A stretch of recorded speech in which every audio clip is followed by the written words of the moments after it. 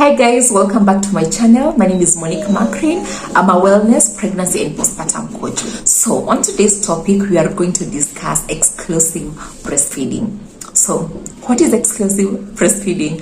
Now, this is a mode of feeding where the mother only gives the child breast milk, nothing else. Not water, not herbal concoctions, not gripe water, nothing. Just the breast milk. In this case, formula is not included. Once you introduce formula, now that becomes, for example, predominant breastfeeding, where the child is taking more breast milk and a little bit of formula. So in exclusive breastfeeding, which is what is recommended by UN and WHO and the healthcare fraternity, you only provide breast milk to the child. Now, exclusive breastfeeding can also include wet nursing.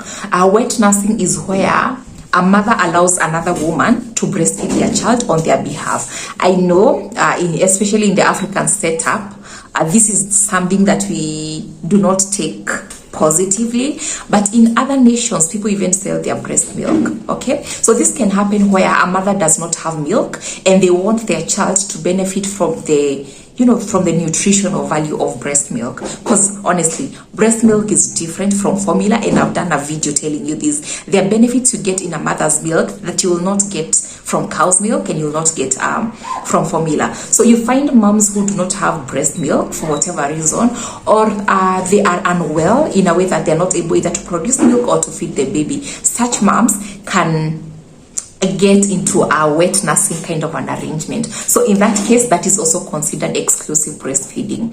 I know a lot of people feel like if you're feeding your child with milk and then they keep on crying, you feel like this child is not getting full, so probably I need to introduce formula, I need to introduce cow's milk, I maybe also need to give water. Probably you think the child is constipated and that is why they are crying. Now, when the child cries, most of the time, it is not because the breast milk is adequate.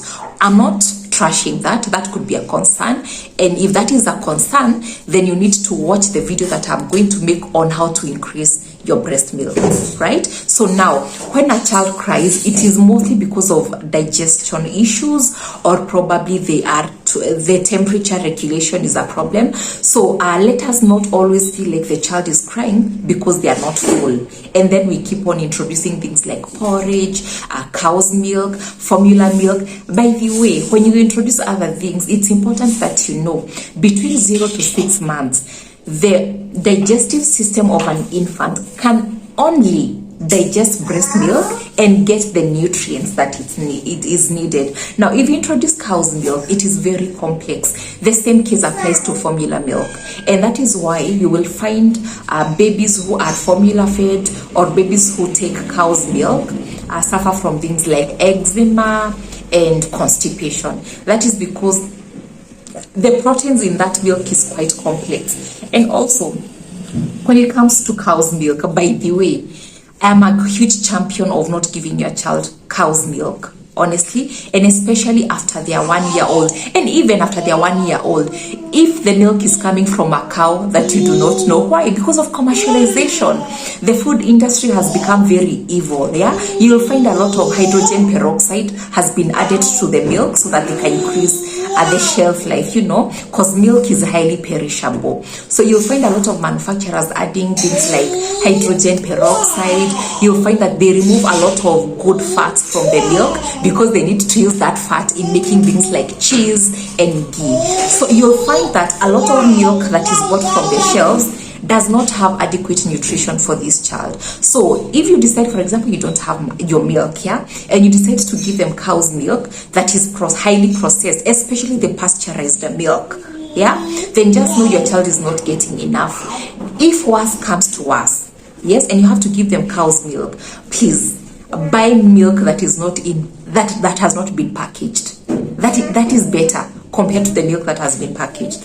And if possible, find someone with a cow and go for the milk directly from the cow. Not forgetting another thing, apart from the nutritional issues and addition of preservatives such as hydrogen peroxide, you know that cows can get things like mastitis, yes? And if you take milk from a cow with mastitis and give it to your baby, you are introducing infections. Yes. Now that is one of the reasons why I highly discourage cow's milk. Formula is at least the rate of infection and complication is little, but also formula is quite complex for the child. And also, as I have stated in another video, some formulas do have large protein content and fat content, which can predispose the baby to getting developing conditions such as type 1 diabetes. Now let's come to water.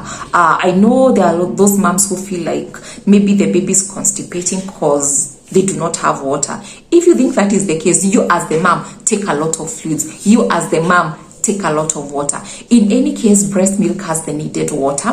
The first milk that comes out of the breast when the baby starts suckling is actually water, right? So now, when that is said and done, I hope that by the time you reach this part of the video, you are convinced that your child only needs breast milk between the ages of 0 to 6 months, right? So some of the advantages: number one, prevention of infection, because there is no influence of external factors. With formula and cow's milk, the cow could be infected and transmit the infection. Maybe the hands that were used to handle the milk, maybe the water that was used to mix the formula was contaminated.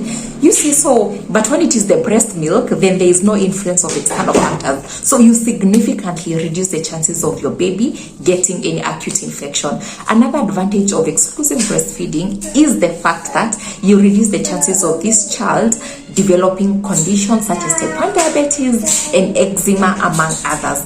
Another advantage goes to the mom. Research has shown that a lot of women who breastfeed reduce their chances of getting things like breast cysts and breast cancer, because at the end of the day, these conditions are very hormonal. All right, so when you breastfeed, it's like you are allowing the body to go through the hormonal changes that it should during the various phases of life. Okay, and for some women, actually, breastfeeding acts as a form of birth control. Yes, and allow me to end the video there. We will discuss at length how breastfeeding can be used as birth control, and also how breastfeeding influences the type of birth control that our woman should take. Because remember, some of you are saying that you do not have adequate milk, but it's because of the family planning that you are taking. Now, I hope I have really enjoyed making this video, and if you have, please let me know at the comment section. Let us be interactive, guys. Until next time, I enjoyed making this video. Bye.